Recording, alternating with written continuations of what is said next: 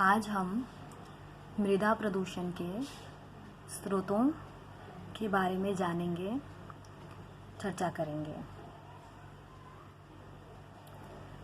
भूमि को दूषित करने वाले स्रोतों में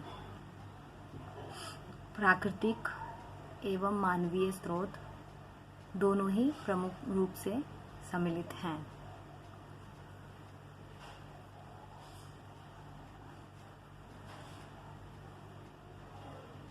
मृदा अपरदन।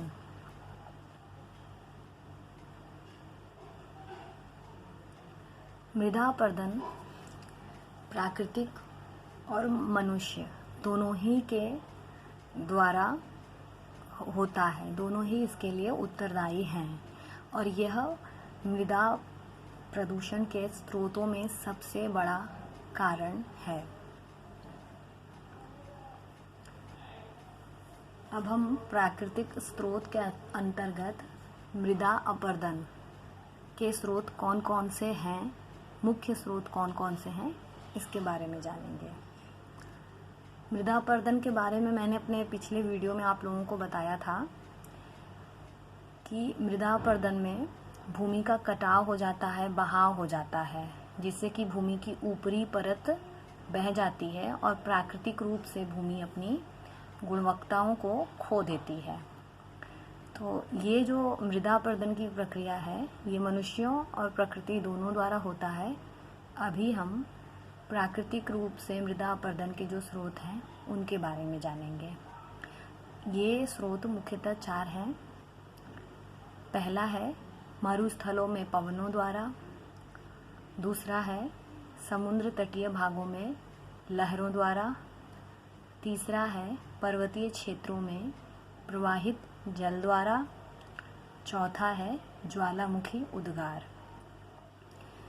मृदा अपरदन हवा, जल और ज्वालामुखी उद्गार इन सभी कारणों से होता है और ये सभी कारण प्राकृतिक कारण हैं और मनुष्य अपनी क्रियाकलापों से इन प्राकृतिक कारणों के होने में सहायता देता है। इसीलिए हम प्राकृतिक और मानवीय दोनों ही कारणों में मृदा अपरदन को रखते हैं।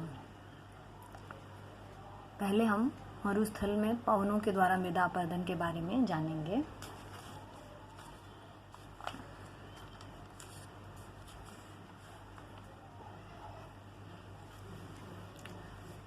आप इस चित्र के माध्यम से मरुस्थल को देख रहे हैं। मरुस्थल में पवन द्वारा मृदा को उड़ाकर दूसरे स्थानों पर ले जाने की क्रिया बहुत तेज़ी से होती है, जिससे कि उपजाऊ जमीन जो भूमि होती है उसकी उपजाऊ मिट्टी उड़कर दूसरे स्थान पर, दूसरे रेतीले स्थान पर चली जाती है, जिससे उपजाऊ भूमि अपने प्राकृतिक गुणवत्ता को खो देती है, जो कि मृदा अपरदन का एक प्राकृतिक स्रोत है। समुद्र तटीय भागों में लहरें। समुद्र तटीय भागों में लहरों द्वारा तटवर्ती क्षेत्रों के उपजाऊ मृदा को बहा ले जाती हैं, जिससे तटवर्ती क्षेत्रों में मृदा अपरदन की प्रक्रिया बहुत तेज़ी से होती है। और समुद्र का जो पानी होता है, जल, ये खारा होता है। ये जहाँ लहरें जब ऊंची उठती हैं और कृषि उपजाऊ भूमि की तरफ बढ़ती हैं, तो वहाँ पर जाकर के ये अपना क्षारीयपन वहाँ छोड़ देती हैं, जिससे कि भूमि जो है वो बंजर हो जाती है, अपनी प्राकृतिक नैसर्गिक गुणवत्ता को खो देती है। ये दोनों ही कारण मृदा को प्रदूषित करते हैं और इसीलिए प्राकृतिक स्रोतों में समुद्र तटीय भागों में लहरें मृदा प्रदूषण की प्रमुख कारण हैं। पर्वतीय क्षेत्रों में प्रवाहित जल। जैसा कि आप इस चित्र के माध्यम से भी देख रहे हैं, बहुत ही तीव्र गति से बड़ी संख्या में, भारी मात्रा में जल नीचे की तरफ बह रहा है। पर्वतीय क्षेत्रों में प्रवाहित जल द्वारा सर्वाधिक अपरदन होता है, जिससे उपजाऊ भूमि जो होती है वो पानी में बह करके मिट्टी को पानी को दूषित करती है और उपजाऊ भूमि जो होती है उसे बहा ले जाती है, जिससे कि मृदा अपरदन की प्रक्रिया बहुत तेजी से होती है। और पर्वतीय क्षेत्रों में प्रवाहित जल मृदा प्रदूषण के प्राकृतिक स्रोतों में प्रमुख हैं। ज्वालामुखी उद्गार भी मृदा प्रदूषण के स्रोत में प्रमुख स्थान रखता है। ज्वालामुखी उद्गार से निकलने वाली सल्फर युक्त राख उष्ण दलदली बहाव से प्रवाहित क्षेत्रों में मृदा की ऊपरी परत की उर्वरा शक्ति समाप्त हो जाती है, जिससे मृदा प्रदूषण बहुत ज़्यादा बढ़ता है। इसलिए प्राकृतिक स्रोतों में मृदा प्रदूषण के प्रमुख स्रोत में ज्वालामुखी को माना जाता है। अब हम बात करते हैं मानवीय स्रोत, जिससे कि मृदा प्रदूषण को बढ़ावा मिलता है। इनमें से कुछ आप अपने स्क्रीन पर देख रहे हैं, जो कि मृदा प्रदूषण के मानवीय स्रोत हैं। पहला है उद्योग, दूसरा है घरेलू अपशिष्ट, तीसरा है मृदा अपरदन, चौथा है वन विनाश, पांचवा है गहन कृषि, छठा है रासायनिक उर्वरक व कीटनाशक, सातवां है कृषि अपशिष्ट, आठवां खनन, नौवां है रेडियोधर्मी पदार्थ। सबसे पहले हम उद्योग के बारे में बात करेंगे।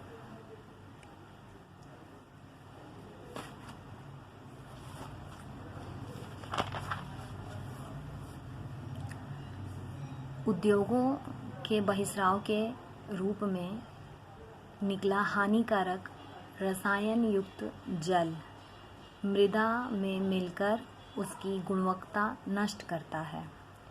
अनेक बार ठोस कचरे के रूप में निकले औद्योगिक अपशिष्टों को भूमि में गहराई में दबा दिया जाता है, जो अंततः भूमि प्रदूषण का कारण बनता है। कागज एवं लुगदी उद्योग, तेल शोधनशालाएं, रसायन व उर्वरक उद्योग, चीनी उद्योग, ताप विद्युत गृह, संगमरमर व ग्रेनाइट उद्योग आदि भूमि प्रदूषण फैलाने वाले मुख्य उद्योग हैं। जैसा कि आप इस चित्र में भी औद्योगिक कचरे को देख रहे हैं, जो कि मानवीय स्रोत हैं भूमि प्रदूषण को फैलाने में।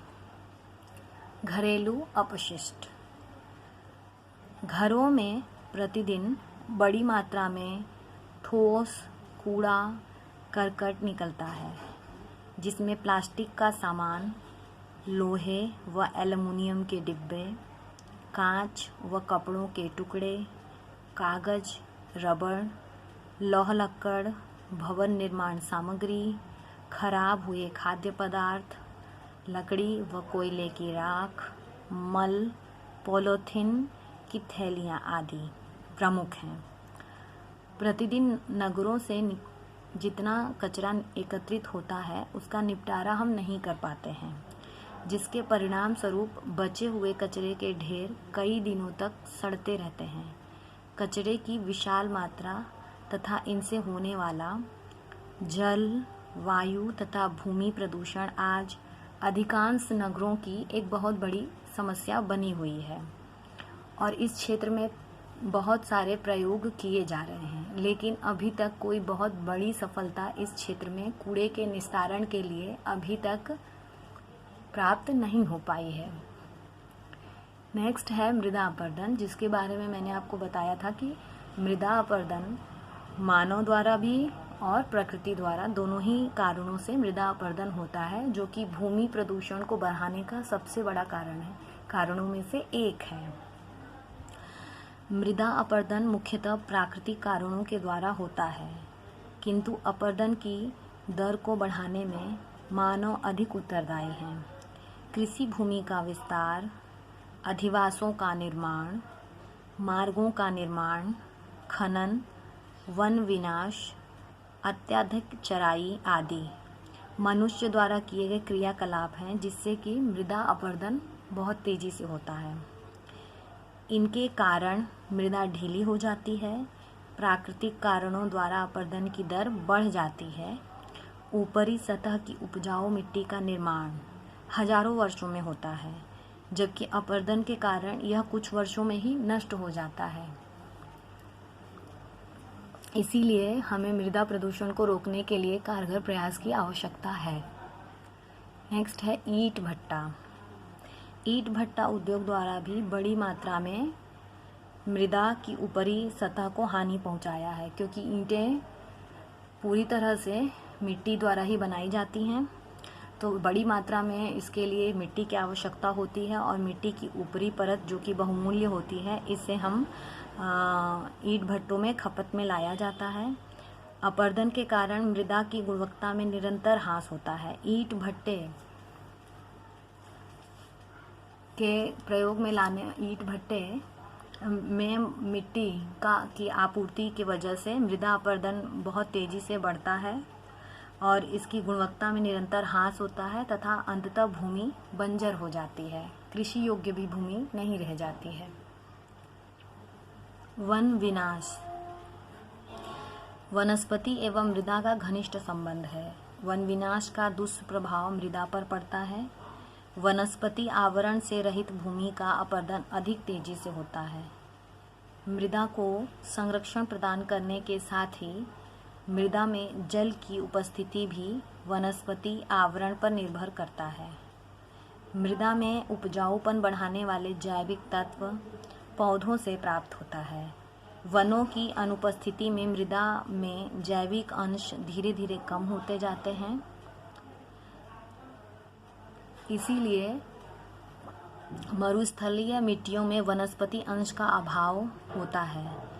इस प्रकार वन विनाश से मृदा का गुणात्मक एवं मात्रात्मक दोनों ही प्रकार से ह्रास होता है और यह प्रमुख कारण है मृदा प्रदूषण का। गहन कृषि। गहन कृषि से अभिप्राय सीमित भूमि पर वैज्ञानिक विधियों से कृषि करते हुए अधिकाधिक फसलों का उत्पादन लेना, अर्थात वर्ष पर्यंत खेतों में एक के बाद दूसरी फसल लेते रहना, जो कि प्राकृतिक रूप से बिल्कुल भी सही नहीं है। खेतों को कुछ समय तक जुताई करके छोड़ देने से मृदा अपने प्राकृतिक रूप से अनेक पोषक तत्व प्राप्त कर लेती है।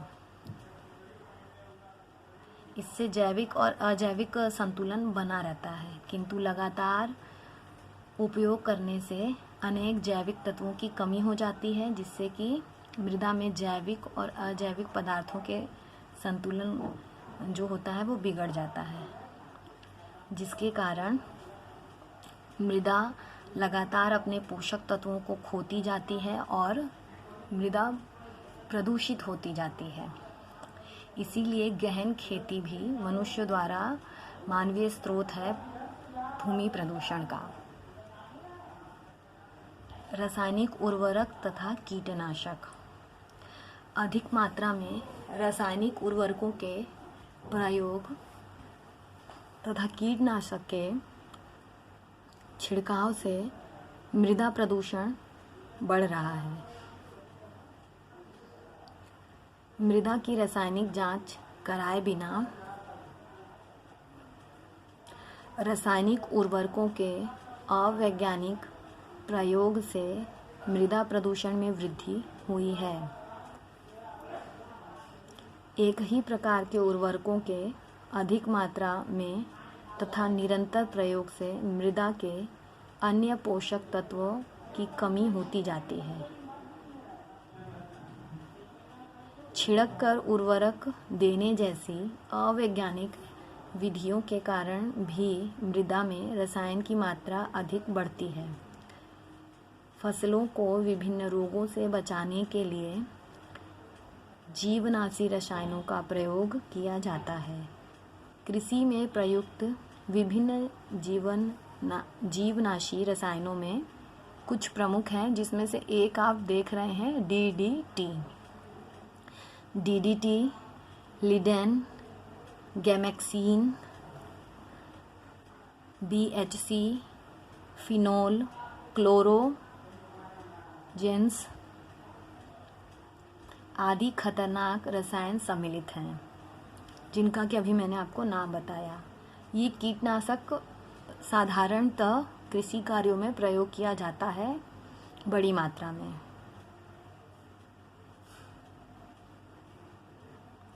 और जिसकी वजह से इन कीटनाशकों की बड़ी मात्रा भूमि के अंदर चली जाती है। वर्षा जल व सिंचाई के साथ ही ये कीटनाशक भूमि में गहराई तक घुलकर मृदा को प्रदूषित करती है।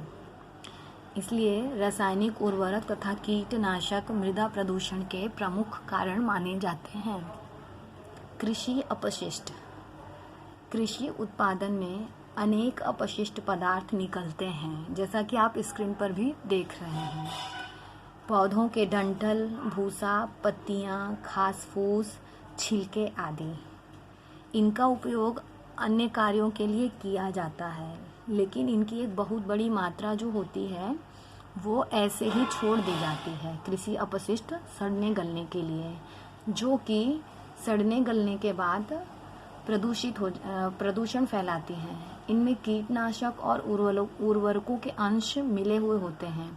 गलने पर जल के माध्यम से ये मृदा में मिलकर भूमि को प्रदूषित करते हैं। नेक्स्ट है खनन। खनन क्रिया में भूमि प्रदूषित होता है। खनन क्षेत्रों में बने विशाल गर्त भूमि संसाधन को अत्यधिक हानि पहुंचाते हैं। इमारती पत्थर, लौह अयस्क, जिंक, सीसा, बॉक्साइट, तांबा, अभ्रक आदि खनिजों के उत्खनन से निकलने वाला जो मलबा तथा महीन कण होते हैं वो निकटवर्ती भूमि की उर्वरा को समाप्त कर देते हैं। ये जो खनन प्रक्रिया होती है, इससे जो ये हानिकारक तत्व जिनके बारे में मैंने आपको बताया, ये वायु के माध्यम से निकटवर्ती क्षेत्र के खेतों में चले जाते हैं और वहाँ खेतों की ऊपरी परत पर बैठ जाते हैं और भूमि की उर्वरकता को समाप्त कर देते हैं। कभी कभी ये हानिकारक तत्व भूमि को बंजर भी कर देते हैं। इसीलिए इन्हें खनन को हम भूमि प्रदूषण का, मृदा प्रदूषण का प्रमुख कारण मानते हैं। रेडियोधर्मी पदार्थ। रेडियोधर्मी पदार्थ, ये जो आप बड़े बड़े नीले रंग के बड़े बड़े कंटेनर हैं, उनमें जो आप पदार्थ देख रहे हैं, ये रेडियोधर्मी पदार्थ हैं और ये बहुत ही हानिकारक हैं भूमि के लिए, वायु के लिए और जल के लिए। ये जहाँ पर भी रहेंगे वहाँ का वातावरण को दूषित करेंगे। जिस पदार्थ के संपर्क में आएंगे ये उस पदार्थ को हानिकारक रूप से दूषित करेंगे। रेडियोधर्मी पदार्थ जो हैं वो भूमि प्रदूषण का प्रमुख कारण हैं। अधिकांश परमाणु परीक्षण जो होते हैं वो भूमिगत होते हैं, अतः उनसे निकलने वाले रेडियोधर्मी तत्व भूमि में प्रवेश कर जाते हैं और भूमि को रेडियोधर्मी प्रदूषण से दूषित करते हैं, बुरी तरह से प्रभावित करते हैं। इसलिए हम रेडियोधर्मी पदार्थ को भूमि प्रदूषण के प्रमुख स्रोतों में से एक मानते हैं। अब आप लोगों को ये जो कार्य दिया गया है, कूड़ेदान कितने रंगों के होते हैं, किस रंग के कूड़ेदान में किस प्रकार का कूड़ा डाला जाता है, ये कार्य आपको करना है। आज की कक्षा समाप्त होती है। धन्यवाद।